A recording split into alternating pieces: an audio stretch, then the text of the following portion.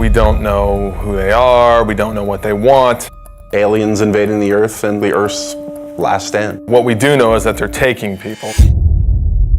It's basically not a remake, but a reimagining of the original XCOM game. Well, core principles from the original that we wanted to build on was basically everything. XCOM is about Earth being threatened by an unknown enemy. The world bonds together and they form an elite military organization, the most elite in the history of the world, and that's where the player comes in. They are the commander of this organization. I think we were all fans of the original, working for Firaxis, we're all fans of squad-based, turn-based strategy, so I've played just about every turn-based strategy game out there. I think we all had a lot of ideas and things that we wanted to do and things we liked about all of the games that we played in the past. Just really finding the fun things and eliminating the things that we didn't really care so much for. So we start with the original game and we play it and we say, okay, well, we find that new players or even us old diehards, like we find this concept, we can improve this a little bit. And one of the first things we looked at was time units. And the idea was that your soldiers had a certain number of time units to move around the battlefield, to perform abilities, take shots and things like that. And actually it worked great in the sense that you had this resource that you were hoarding and that you had to be careful, because when you spent too many, you could find yourself exposed and in dangerous situations. So there's this great risk-reward mechanic.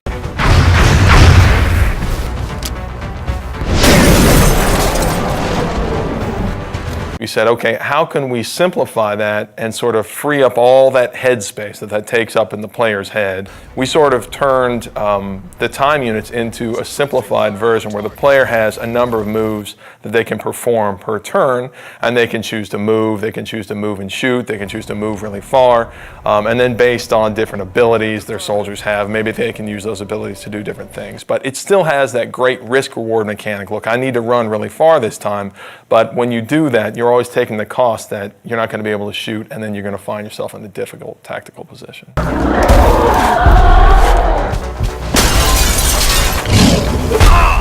The other big thing I think that we did was we added cover to the game. Now tactically you have a lot more important decisions to make based off of being in low cover and high cover, flanking aliens. So in some ways we feel like we made the game more tactical. One of the advantages I think we have as a turn-based game is that we can move the camera around wherever we want.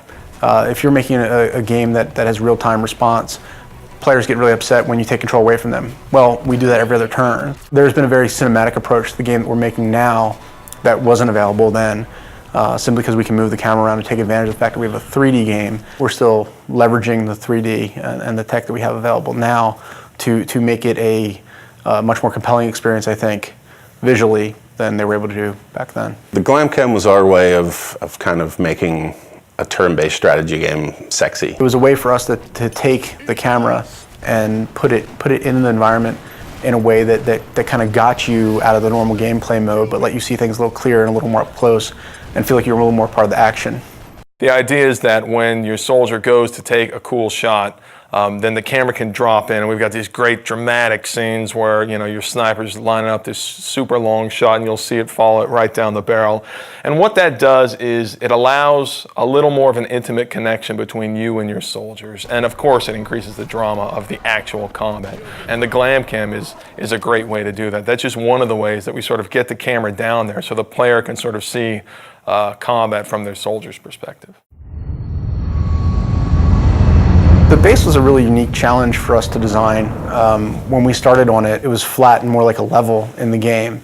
And we really wanted to have base building, but we ran into some really difficult challenges on it being flat and working more like a level. And at a certain point, a couple of my guys had come in and they said, you know what, we keep talking about this as an ant farm. Why don't we make it like an ant farm? It is very much, the G.I. Joe base that the kid down the street had that you didn't have, that you got to play with every once in a while if you went to his house. So when we made it, that was one of the things I think really stands out. I think it's a really unique feature to the game. It allows us a lot of flexibility for optimization and for the player to be able to build and expand. And it's a really different, I haven't seen represented that way really ever. And on top of that, they're actually expanding the structure, customizing the facilities that they're adding to their base. We want them to be able to see their soldiers interacting and their scientists, and so I think it's this really neat moment where you get into the game and you have this physical structure that you've customized and you've made the decisions about what you want to focus on, and then you can see your soldiers that you've leveled up and you've grown attached to, you can see them interacting, and it's something that I think we're really proud of. We're really excited for people to see.